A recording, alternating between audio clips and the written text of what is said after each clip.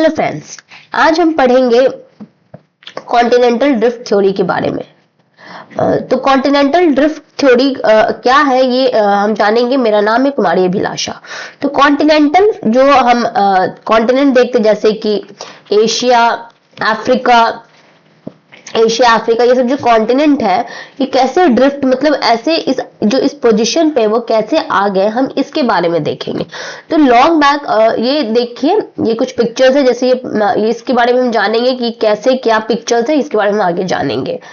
तो इंट्रोडक्शन है कि कॉन्टिनेंटल ड्रिफ्ट थ्योरी है ना, जो मूवमेंट ऑफ कॉन्टिनेंट हुआ अक्रॉस जो अभी तक जियोलॉजिकल टाइम पीरियड है, अभी तक जो हुआ उसके बारे में ये बताता है।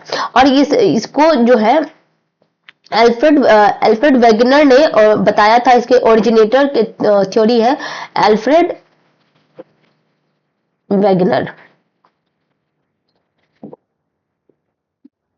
एल्फ्रेड वेगनर पायनियर है। उन्होंने अपनी बुक ओरिजिन ऑफ कॉन्टिनेंट में ये बताया था, और इसका जो ये पब्लिश हुआ था ये 1912 में हुआ था।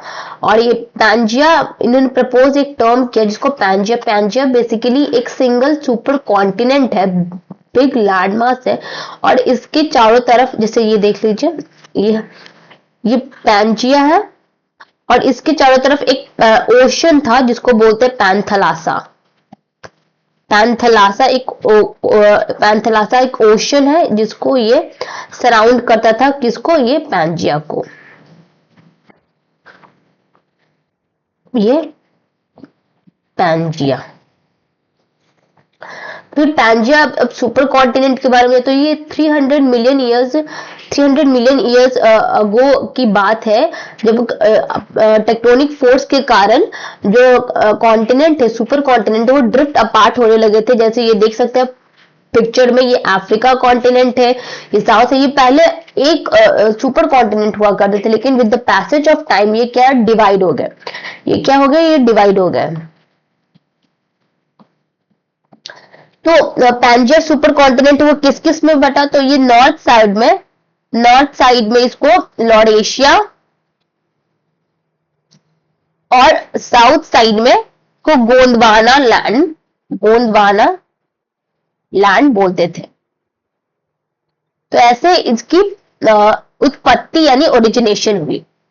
तो अब हम जो ये बोल रहे हैं इसकी एविडेंस क्या है, इसकी प्रूफ क्या है कि ये पहले पैंजिया हुआ करता था, फिर पैंजिया से हुआ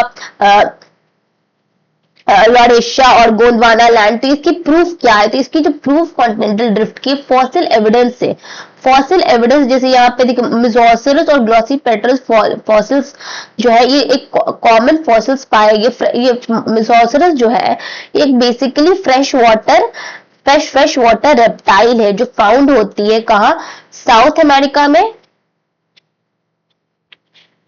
अमेरिका में और ये अफ्रीका में।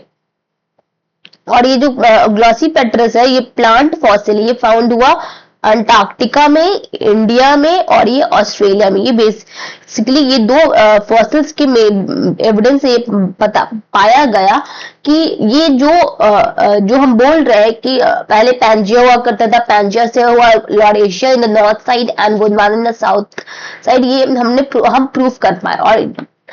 और भी दो तीन प्रूफ और इससे जियोलॉजिकल एविडेंस में पता चला कि अपलाचियंस जो है वो नॉर्थ अमेरिका में है, और similar rock type distant location पे भी पाए गए।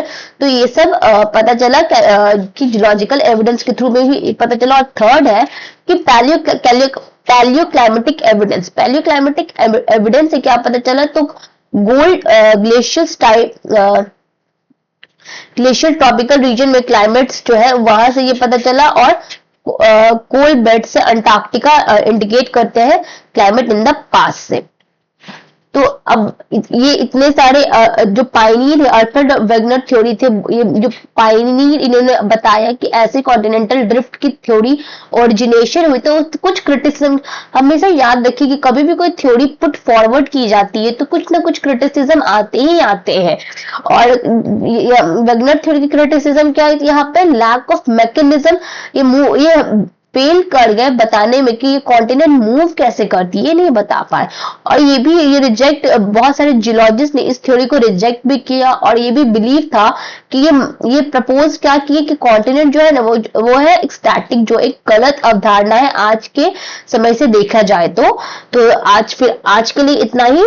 थैंक यू, और please don't forget to subscribe, like, share and comment our channel. Thank you very much, stay tuned.